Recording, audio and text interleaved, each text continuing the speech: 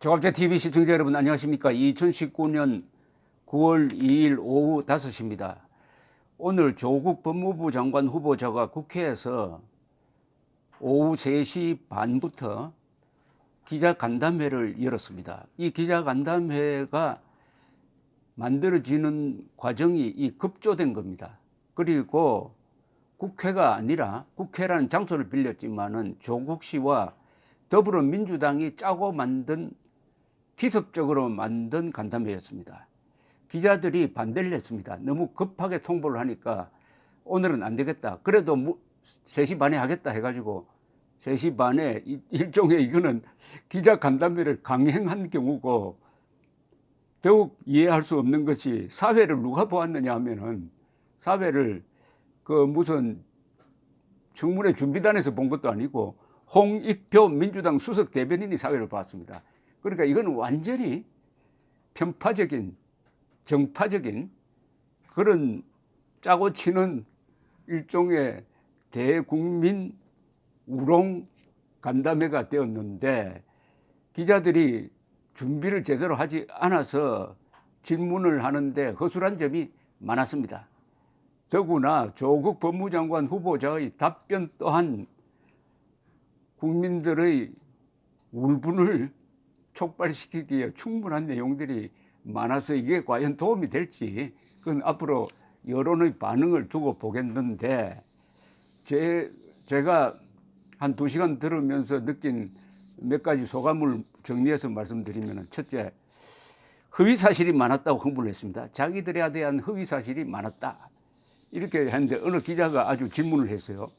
그 허위사실 대표적으로 말씀해 주세요 하니까 그동안에 발표한 것도 많고 그것을 언론이 제대로 보도하지 않았다 하더니 맨 첫 번 든 게 뭐냐, 어떤 여배우의 스폰서를 자기가 했다, 이럴 수 있느냐라고 했습니다. 여러분, 책임 있는 언론에서 여배우 스폰서를 했다는 기사를 본 적이 있습니까? SNS에 떠돌아다니고 유튜브에서 몇 번 나왔다고 합니다. 그러나 그것은 중요한 기사가 아니었어요. 그런 것은 그냥 자범이었습니다. 그런데 그걸 가장 중요하게 생각하는 걸 딱 보니까, 아하, 그거 빼고는 거의 거짓말이 없었던 모양이구나. 우리 언론의 보도가 상당히 충실했다, 충실한 의혹 제기였다 하는 생각을 더욱 확신을 갖게 되었습니다.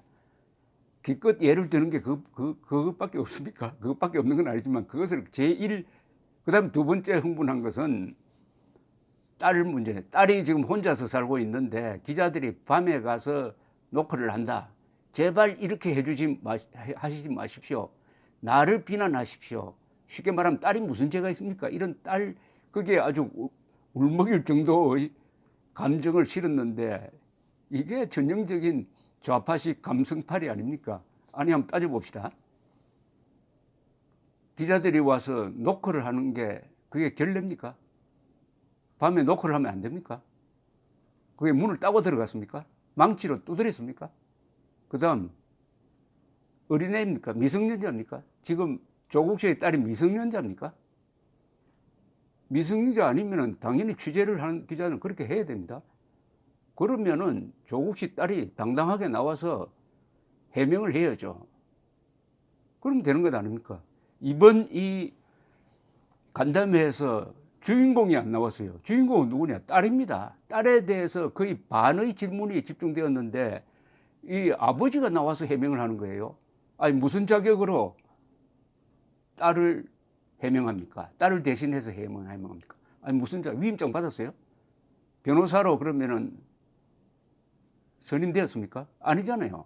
그리고 딸은 미성년자가 아닙니다. 20대 후반의 독립적인 인격체를 갖추었어요. 아버지가 딸을 어떻게 대변합니까? 알려면 확실하게 알고 나와야죠. 딸에 대한 모든 것을 자기가 조사를 해가지고 한다고 해도 그런 문제가 있는데, 그러니까 딸과 관계되는 이야기가 나오면은 어떤 부분에 대해서는 잘 모른다고 하고, 특히 이 서울대학교에서 환경대학원 다니면서 장학금 2번 받은 거, 이것이 가장 큰 쟁점 중에 하나인데 여기에 대해서 조국 씨의 발언은 뭐냐? 쉽게 말하면 잘 모르겠다는 겁니다. 어떻게 해서 돈을 받게 됐는지 모른다는 겁니다. 아니, 그럼 딸도 모릅니까? 이런 식으로 피해갔습니다. 신청자가 있을 것 아닙니까? 신청자가 있을 것 아닙니까? 이런 이야기를 했어요. 그러면 돈이 남아서 그냥 나눠준 건지, 그 중요한 부분에 대해서 자신 있는 해명을 하지 못했다는 것은 왜 딸이 나와야 될 자리에 잘 모르는 사람이 나와가지고 하느냐, 이런 이야기입니다. 그러니까 이것은 검찰 수사가 불가피하다는 이야기죠. 그러니까 그 다음에 사모펀드와 관계된 질문이 많았는데, 거기에 대해서는 나는 사모펀드 같은 데는 잘 모른다 하다가 경제 문제는 부인이 뭐 관리하고 뭐 이런 이야기를 하니까 대부분은 모른다고 했습니다. 모르는 걸로 해가지고 나가다가 어느 부분에 자기한테 확실하게 유리하다고 하면은 또 확실하게 해명을 해요. 또 어떤 부분에 가면은 이거는 검찰 수사가 진행되니까 내가 말 잘못하면은 수사 지침을 주게 됩니다 해가지고 또 빠져나가 버립니다. 유리한 것은 해명하고 불리하다든지 애매하면은 검찰 수사니까 말 못하겠다, 이런 논리가 아주 지배적이었어요. 지배적이었습니다. 그 다음에 또 모든 것을 솔직하게 이야기하겠다고 하더니 솔직하지 못한 부분이 한두 개가 아닌데, 어떤 기자가 물었습니다. 요새 편든다는 사람, 이 조국 씨 편든다는 사람 중에 이재정 지금 경기도 교육감이 나왔는데 그 사람 뭐 논문에 대한 이야기를 어떻게 생각합니까? 이렇게 물었어요. 이재정 경기도 교육감, 이 사람도 성공회대 교수 출신이고 통일원 장관 출신인데 이게 번지수를 잘못 짚어가지고 이 조국 씨 딸이 쓴 논문을 뭐라고 했느냐 하면은 그런 거는 그걸 논문이라고 하지 않고 에세이라고 한다. 에세이는 뭐 누구나 쓸 수 있는 것이다, 이런 이야기를 했습니다. 그러니까 완전히 상황 파악을 하지 못하고 아주 중요한 의학의 기초가 되는 병리학, 그 어려운 논문인데, 그 어려운 논문은 그 뭐 에세이처럼 쓸 수 있는 것 아니냐, 그 논문 제1저자 그게 무슨 중요하냐, 이런 이야기를 했는데, 쉽게 말하면은 논문이 아니고 에세이라고 했어요. 논문이 아니고 에세이라, 그런 것은 미국 같으면 에세이라고 한다, 이런 동떨어진 이야기를 한 데 대해서 뭐라고 했느냐, 그게 대해서는 자기가 말을 안 하겠다는 겁니다. 왜 말 안 합니까? 아니, 학문 세계에서 논문과 에세이도 구별을 못 합니까? 그것도 자기한테 불리한 거는 또는 동료한테 불리해질 만한 건 이야기 안 하겠다는 이런 이야기였습니다. 그리고 또 뭐 이런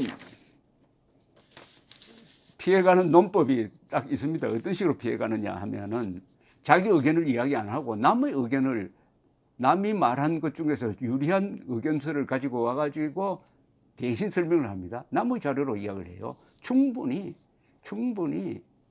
자신과 딸과 부인이 이야기할 수 있는 걸 가지고 남을 인용을 합니다. 뭐 이런 게 있었죠, 아마. 예, 맞습니다. 한영 외고에 다니던 딸이 당국대에서 2주간 가량 인턴을 하고 의학 논문의 제1저자로 등재된 것에 대하여 이렇게 이야기를 했습니다. 지금 보면 이상하다, 내가 봐도 그렇다, 그러면 문제가 있다는 거 아닙니까? 여기서 끝내야 될 텐데 그 다음에 또 변명을 합니다. 그러나 그 논문 책임 저자인 교수님 인터뷰를 보니 당시 시점에서 제1저자, 제2저자 판단 기준이 느슨하거나 모호했던 것 같다. 이건 자기 이야기가 아닙니다. 아니, 논문을 봤을 것 아닙니까? 그럼 제1저자는 이건 무리다라는 판단이 섰을 것 아닙니까? 학자라면은. 더구나 문재인 대통령이 이 사람을 법과 원칙의 소신가고 한국을 대표하는 법학자로 소개했으니까 법학자적 양심으로 보면 이게 어떻게 고등학생이 제1저자로 오를 수 있나? 이건 분명히 문제가 있습니다. 라고 이야기를 하지 않고 책임 저자인 교수님 인터뷰를 보니 당시 시점에서는 1저자, 2저자 판단 기준이 느슨하거나 모호했던 것 같다.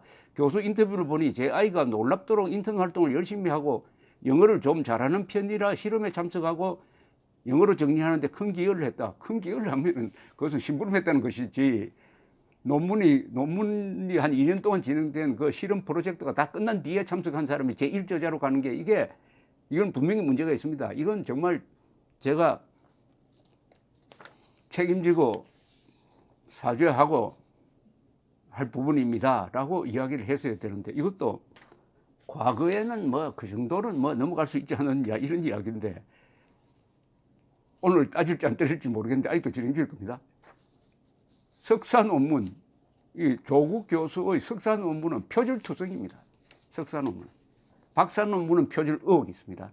석사 논문은 이미 서울대학교에서도 이것은 표절이라고 표절 부분이 있다는 것을 확인했습니다.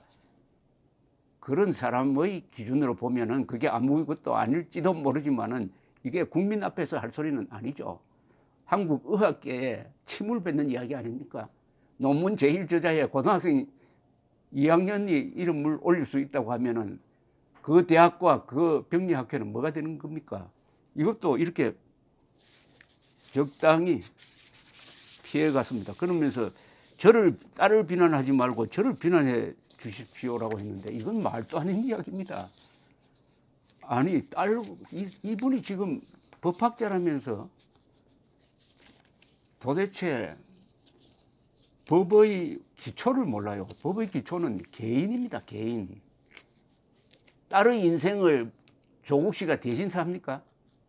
딸이 조국 씨 인생을 대신 삽니까? 왜 딸이 받을 비난을 자기가 대신 받겠다는 겁니까? 대신 받는다고 해가지고 이 문제가 해결됩니까? 혹시 말이죠. 딸이 무슨 중죄를 저질렀을 때 대신 삽니까? 대신 감옥에 갑니까? 대신 감옥에 보내달라는 그런 말이 성립됩니까? 이것은 지극히 주관적이고 감성적이고 쟁점을 애매모호하게 만드는 것인데 가장 큰 문제는 이런 급조된 모임, 여당 국회의원이 사회를 한 자리에서 준비되지 않는 기자들이 기습적으로 몰려가 가지고 간담회를 하고 있는 이 모습입니다. 이게 바로 조국 씨의 스타일입니다. 이게 바로 문재인 정권의 스타일입니다. 이게 바로 집권 세력의 민낯입니다. 짜고 치는 고스톱판. 그러나 국민들이 판단할 겁니다. 이걸 보고. 감사합니다.